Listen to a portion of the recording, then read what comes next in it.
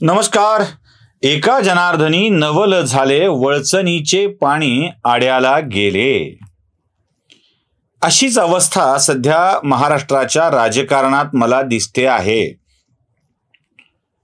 प्रसंगी सूर्य पश्चिमेला उगवेल, प्रसंगी सागर अटून जाईल, प्रसंगी पृथ्वी फिरण्याचं थांबवेल, पण संजय राऊत शरद पवारांचं कौतुक करणं थांबवणार नाहीत असं सगळ्या जगाला वाटत असताना संजय राऊतांनी पवारांची जी काही काढली आहे ना ती फार खतरनाक आहे. म्हणजे शरद पवारांच्या DNA मध्ये ढोंग आहे असं संजय राऊतांना म्हणायचंय. शरद पवार ढोंगी आहेत असं संजय राऊतांना म्हणायचंय. राजकारणातले भीष्म पितामह चुकतात असं शरद पवारांना म्हणायचंय. आणि कार्यकर्त्यांच्या विचाराशी द्रोह करणारे आमचे नातेवाईक नाहीत असं संजय राऊत सांगतायत. आणि हे सगळं चक्क ते शरद पवारांना उद्देशून बोलतायत. बरोबर आहे ना. मग मी म्हटलं ते एका जनार्दनी नवल झाले वळचणीचे पाणी आड्याला गेले. शरद पवारांच्याकडून कोण कोण तरी आपली आता साथ सोडण्याचा प्रयत्न करणार आहे माहित नाही. घर फिरलं की घराचे वासे सुद्धा फिरतात. चक्क पुतण्यानेच बंडखोरी केल्यानंतर आता स्थिती अशी आहे की आता सगळं गावच शरद पवारांना तुमच्यापासून मोकळं झालेलं बरं असं म्हणायला वाटतंय. ते रोहित पवार मराठवाड्यात येऊन शिंदेचे 10 आमदार फुटणार अशी माहिती देत आहेत आणि सांगतायत कुठे जाणार तर उद्धव बाळासाहेब ठाकरेंच्याकडे जाणार. इथे यांचे 30 गेले त्याचा पत्ता लागत नाही, त्यातलं कोणी परत आणता येत नाही आणि शिंदेच्याकडे असलेले 10 आमदार परत उद्धव ठाकरेंच्याकडे जाण्याच्या तयारीत अशी माहिती रोहित पवार देत आहेत. हे सगळं पाणी घालण्याचा प्रयत्न आहे. हा सगळा पांघरून घालण्याचा प्रयत्न आहे. हे न करण्या इतकी महाराष्ट्रातली जनता दूधखोळी नाही. आमदार उद्धव ठाकरेंचे गेले शिंदेसोबत, शिंदेवर ते नाराज, जातील परत उद्धव ठाकरेकडं आणि सांगितलंय रोहित पवारांना. रोहित पवार महाराष्ट्रातील शरद पवारांच्या वरचे नेते झाले की काय असा प्रश्न मला पडायला लागलाय. घर फिरलं की घराचे वासे फिरतात. रोहित पवारांना ही विधानं बीडमधून का करावी वाटली त्याचं कारण असं आहे की शिवसेनाच प्रचंड नाराज झाली आहे. शरद पवारांना ढोंगी म्हणू लागली आहे. DNAत आमच्या ढोंग नाही म्हणू लागली आहे. मी खोटं बोलतोय असं वाटत असेल तर म्हणजे असं होऊ शकतं की सुशील कुलकर्णी खूप खोट्या बातम्या देतो, रोहित पवारांवर केलं की लगेच मग अॅनालायझर खोट्या बातम्या देतं, फॉल्स न्यूज देतं. जे काही संजय राऊत बोलले ते तुम्हाला मला ऐकवायचंय. ऐका. नाना पटोले काँग्रेसचे अध्यक्ष या राज्याचे हे मातोश्रीवरती उद्धव ठाकरे यांच्याकडे आले आणि परवा जी बैठक झाली 2 नेत्यांमध्ये त्याच्यावरती नक्कीच चर्चा झाली की जे संभ्रमाचं वातावरण महाराष्ट्रात वारंवार निर्माण होत आहे त्याच्यामुळे महाविकास आघाडी जी आहे त्याच्यावरती काय परिणाम होईल याच्यावर नक्की चर्चा झाली. इथे माझे पुतणे आहेत असू शकतात, नातीगोती सांभाळ, मग कार्यकर्त्यांनी रस्त्यावरती काय लढायचं हा प्रश्न.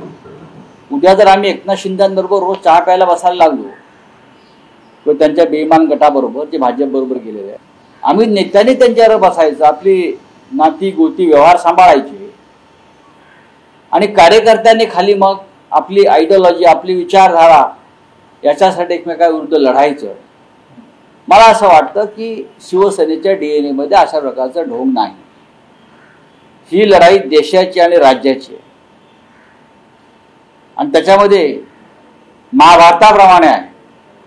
मग स्वकीय असतील, मित्र असतील, नातेगोती असतील त्याची पर्वा आम्हाला करता येत नाही. अशा प्रकारचं नेतृत्व निदान भीष्म पितामहाकडून तरी होता कामा नये. चुकीच्या लोकांशी हात मिळवून जर कोणी करून आम्हाला आव्हान देत असेल तर ते आमचे नातेवाईक नाही. ऐकलात. नाना पटोले मातोश्रीवर गेले आणि त्यानंतर संजय राऊत बोललेत, नाना पटोलेंनी मातोश्रीवर जाऊन राज्यातल्या संभ्रम निर्माण करणाऱ्या राजकारणाविषयी उद्धव ठाकरेंच्याकडे जाऊन चिंता व्यक्त केली आहे. ते म्हणालेत की काही खरं नाही, कोण कोणासोबत जाईल सांगता येत नाही. यांचं म्हणणं असं आहे की सामान्य कार्यकर्ता विचारांची लढाई जमिनीवर लढतोय आणि इकडे काका पुतण्याला घेऊन बसतायत. असतील पुतणे तुमचे, पण सामान्य कार्यकर्त्यांच्या लढाईचं काय, असा प्रश्न आता संजय राऊत विचारू लागलेत. खरं तर ही राजकीय लढाई कुटुंबातली व्यक्तिगत दुश्मनीपर्यंत घेऊन जाणारी आपण काढली, यापेक्षा भयंकर गोष्ट कोणती असेल? मित्रो, अगदी पृथ्वीराज चव्हाणांनी 48च्या 48 जागा लढण्याविषयी जे विधान केलंय ना, ते फार भयंकर आहे. त्यात पृथ्वीराज चव्हाणांनी सांगितलंय की जातीयवादी शक्तीसोबत, धर्मांध शक्तीसोबत जे तडजोडी करतील त्यांच्यासोबत जायचं की नाही याचा निर्णय आम्हाला घ्यावा लागेल. आम्ही स्वतंत्रपणे लोकसभेच्या जागा लढू.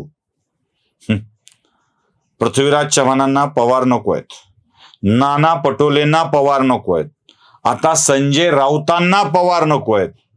पवार आता कोणालाच नको आहेत. आणि पवारांची अवस्था काय बघा. मी सगळ्यांच्या सोबत राहतो म्हणत पवारांनी मी तुमचाच म्हणायला सुरुवात केली आहे. याच्यापेक्षा भीषण वाईट अवस्था कोणाची येत नसते मित्र, नसते येत. एक काळ होता सगळे पवारांच्या मागे असायचे, आता पवार सगळ्यांच्या मागे आहेत. मला सोबत घ्या ना म्हणत मी तुमच्याच सोबत राहणार. पवारांच्या विषयीचा विश्वास, पवारांच्या विषयीचा संभ्रम, या सगळ्या गोष्टीचा विचार होतोय. किती विश्वास ठेवायचा शरद पवारांच्या वरती, याचा प्रश्न आता महाराष्ट्रातल्या राजकीय पक्षांना पडलाय. म्हणजे राज ठाकरेंनीही पवारांवरती टीकास्त्र केलं, त्यांच्यापासून दूर झाले. मोदी, फडणवीस, शहानी केलं, भाजप दूर झाली. आता शिवसेना उबाठा व्यक्त करू लागली, ते दूर झाले. त्यानंतर शिंदेंनी शंका व्यक्त केली, ते दूर झाले. जे जवळ जातील, भाऊ म्हणायचे शरद पवार म्हणजे एनसीपी आणि शरद पवार म्हणजे तो बर्मुडा ट्रायंगल आहे, जिथे गेलेलं वाहन जहाज बुडून जातं.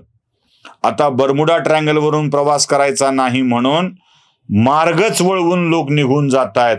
आणि बर्मुडा ट्रायंगल आता आपल्याला कोणालाच सामावून घेता येणार नाही, म्हणून एकाकी पडू नये, एवढंच सत्य यातून उमगतंय. मला आश्चर्य याचं आहे की संजय राऊतांनी सुद्धा वासे फिरवून शरद पवारांच्या वरती टीका केली आहे. तुम्हाला काय वाटतंय ते लाईक, कमेंट आणि शेअर करून नक्की कळवा. धन्यवाद.